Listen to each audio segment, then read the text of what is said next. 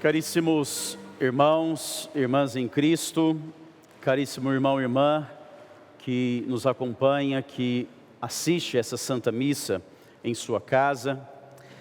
Ao celebrarmos a solenidade de São Pedro e São Paulo, mártires, colunas da Santa Mãe Igreja, nós também estamos celebrando a unidade da nossa fé, a unidade da Igreja de Cristo, pois em todo o mundo recebe igual veneração Pedro e Paulo, pelas suas vidas entregue, gastadas, desgastadas pelo Evangelho, sobretudo pelo Reino de Deus. Como diz o prefácio para essa Eucaristia, Pedro foi o primeiro a proclamar a fé em Jesus Cristo e fundou a igreja primitiva sobre a herança de Israel, sendo assim aquilo que chamamos carinhosamente do nosso primeiro Papa. Paulo, por sua vez, mestre e doutor da fé, anunciou o Evangelho a todas as nações. Por diferentes meios e caminhos, os dois congregaram a mesma missão, a mesma unidade na fé em Jesus Cristo. Por isso, são para nós exemplos de discípulos, de cristãos, de fé, porque foram capazes de entregar a própria vida, foram martirizados.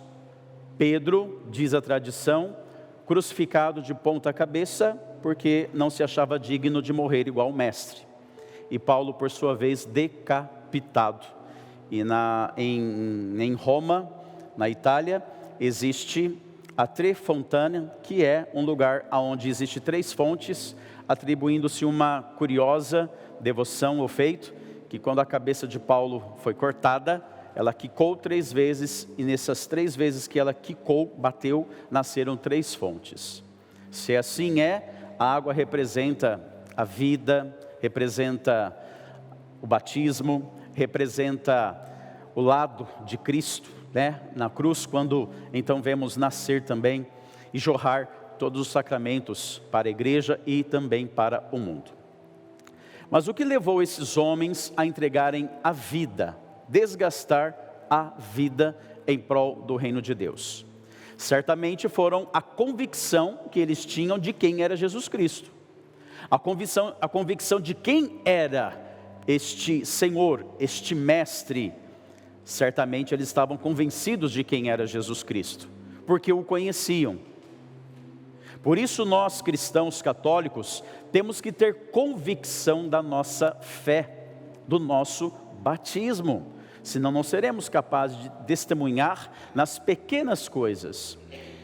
Por isso que Jesus pergunta aos seus discípulos, antes do primeiro anúncio da paixão que Jesus faz, logo em seguida a esse discurso que acabamos de ouvir, Jesus então vai fazer o primeiro anúncio da sua paixão, quando ele vai dizer aos seus discípulos que o Filho do Homem deve ir a Jerusalém, ele será preso, será torturado, sofrerá, morrerá e etc. Esse é o primeiro anúncio da paixão de Jesus Cristo. Mas antes ele quer saber o que as pessoas, na simbologia do mundo, dizem ser o Filho do Homem. E também depois pergunta aos próprios discípulos, e para vocês, quem eu sou? Veja que a resposta atribuída aos outros, ao mundo, foi incerta, porque disseram assim, mestre, alguns dizem que é Elias, outros que é João Batista, ou algum dos profetas. Essa resposta nos dá um entendimento de que não tinham convicção de quem era Jesus, É como se você me perguntar algo e eu respondo para você assim, olha, eu acho que é isso, eu penso que é aquilo, olha, não sei te dizer com certeza, mas eu acho que é tal coisa. Então eu estou demonstrando uma insegurança porque eu não tenho conhecimento de causa, eu não tenho propriedade para falar sobre ou responder sobre aquilo que você me perguntou. Então eu deixo visível que eu não sei a resposta. Essa é a resposta do mundo que ainda não conhece Jesus verdadeiramente. Por isso precisamos anunciá-lo. Por isso precisamos fazer com que Jesus seja conhecido a todos, como Paulo levou a todas as nações o Evangelho da Boa Nova. E se eu não tenho conhecimento de algo, eu não posso amar, eu não posso estreitar os laços, eu não posso ter entendimento. Se eu não conheço Jesus, eu não posso fazer uma experiência verdadeira de fé. E eu vou sempre vacilar na minha fé e não ter convicção. Se eu não conhecer e saber quem é verdadeiramente Jesus Cristo, eu vou dizer que, talvez ele seja o Filho de Deus. Eu acho que ele é aquele que veio para nos salvar. Ora, um cristão católico não pode responder dessa forma. Ele tem que ter convicção de quem é Jesus na sua vida. Se ele não tem, talvez seja pelo fato dele ainda não estar com a sua fé muito bem esclarecida. E aquele que não tem uma fé bem fundamentada, esclarecida em Jesus Cristo, vai abandonar a igreja em algum momento. Porque em algum momento nós vamos encontrar dificuldades, não é? Vai abandonar o próprio Jesus Cristo. Porque a hora que se depara com Cristo crucificado e ensanguentado, vai ser demais isso para mim, vai ser demais isso para a pessoa. Mas se nós verdadeiramente o conhecemos, teremos a capacidade de fazer uma experiência verdadeira de fé com Cristo. Seremos verdadeiramente discípulos e não abandonaremos a igreja, não abandonaremos nem a Jesus Cristo. Porque as divisões que acontecem às vezes dentro da igreja, não é por causa da palavra de Deus, é por causa do pecado dos homens, por conta dos nossos pecados. É isso que divide a igreja.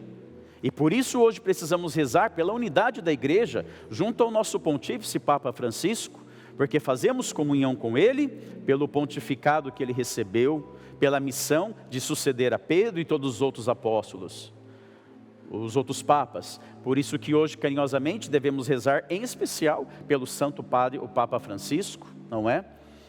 Então, diante disso, irmãos e irmãs, hoje Jesus está perguntando para mim e para você que está em casa: quem sou eu para você? Jesus está perguntando isso. Será que você consegue imaginar Jesus olhando nos teus olhos? Será que você é capaz de imaginar Jesus agora, diante de você, só você e Ele, ninguém mais, e Ele te perguntando: quem sou eu para você? Perguntando para mim e para você, quais são as mudanças que aconteceram na sua vida, verdadeiramente, por colocar a fé em mim? A julgar pelo tempo que a gente professa fé, vai à igreja, que a gente se deu por católico, o que de fato tem mudado na nossa vida? Sabe por quê, irmãos? Porque o encontro com Jesus, inevitavelmente, transforma a vida de uma pessoa.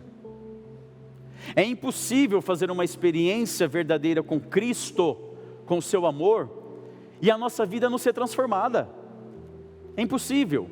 Então, se não há uma mudança em nós, em nada, eu acho que a gente deve ficar preocupado, porque não estamos talvez fazendo um discipulado autêntico. Estamos seguindo a nós mesmos, e não o Senhor, e não Jesus Cristo. Por isso que, se formos capazes de entregar a nossa vida como Pedro e Paulo, é só por este amor, conhecê-lo verdadeiramente. Então, quando Jesus pergunta aos discípulos para saber sobre o mundo, o que diz dele, ou as pessoas, e depois aos seus próprios discípulos, como pergunta para nós, Jesus diz que vai a Jerusalém, para enfim sofrer, ter o confronto final. Então, só quem ama Jesus, só quem verdadeiramente o conhece, fez uma experiência de amor com ele, sabe que sem ele não dá mais para viver, será capaz de ir até a cruz, será capaz de caminhar com ele, mesmo diante das dificuldades. E é isso que o Senhor espera de mim e de você, que a gente tenha fé, tenha coragem de chegar até a cruz, não importa como seja, não importa como for, mas que chegue até a cruz, porque da cruz nós sabemos emana a salvação e a vida eterna. É como se dissesse para nós, filhos, caminhe até a cruz, coragem, força, eu estou com vocês, porque a partir da cruz sou eu que comando, sou eu que lhe dou a vida, sou eu que sou capaz de ressuscitar, porque nem Jesus parou na cruz, né, gente? Ele ressuscitou. E aqueles que têm coragem de caminhar com Jesus, porque o amam e o conhecem verdadeiramente até a cruz, receberão o prêmio maior, a vida eterna, receberão não só a força também de Cristo, para que possam continuar a sua própria missão.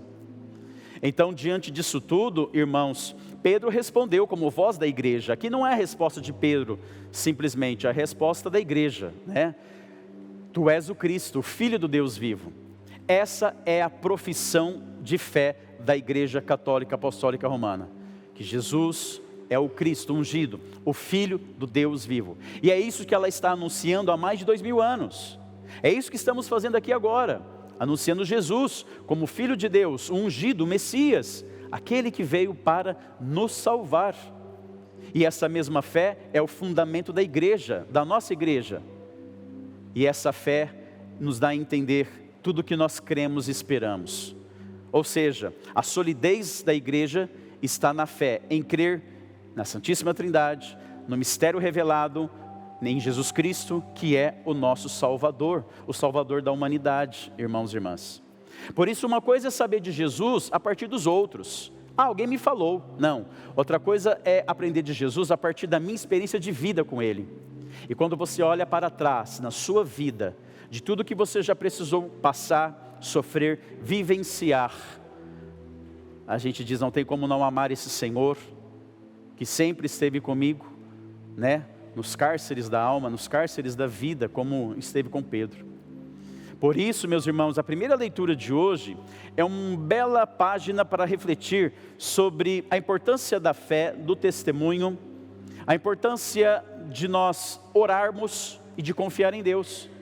Pedro estava preso, certamente rezando para que Deus lhe desse forças. No dia seguinte, Pedro seria morto, porque João já havia sido decapitado, já havia sido passado ao fio da espada, né? Então Pedro seria apresentado para ser morto, como entretenimento para as pessoas, né, que ali estavam.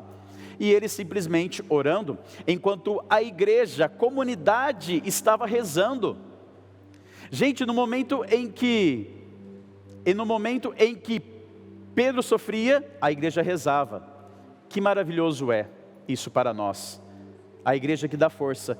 Você já passou por uma dificuldade e recebeu a ligação de alguém que falou assim, olha, a igreja está rezando inteira, está rezando por você. Isso dá uma força para a gente, não dá? Olha o valor da comunidade. Deus libertou Pedro daquele cárcere. Sabe por quê, gente? Porque aquele que nos guarda, aquele que nos vigia, não dorme. Salmo 120, versículo 3. Isso é de grande poder e valia para nós. E Paulo, que mesmo sofrendo tudo o que sofreu, não perdeu a fé. Não abandonou a sua fé. E nós precisamos nos solidificar nesses dois exemplos, colunas da nossa igreja, de testemunho e de fé. Esse Deus que nos acompanha em tudo e em todos os momentos, está conosco, está com a sua igreja. Por isso tenhamos coragem, tenhamos fé, porque, como diz Isaías 43, 3, agindo Deus, quem impedirá? Que essa força de Cristo esteja no meu, no teu coração e no coração de você, irmão e irmã, que está em casa neste momento. Louvado seja o nosso Senhor Jesus Cristo, para sempre seja louvado.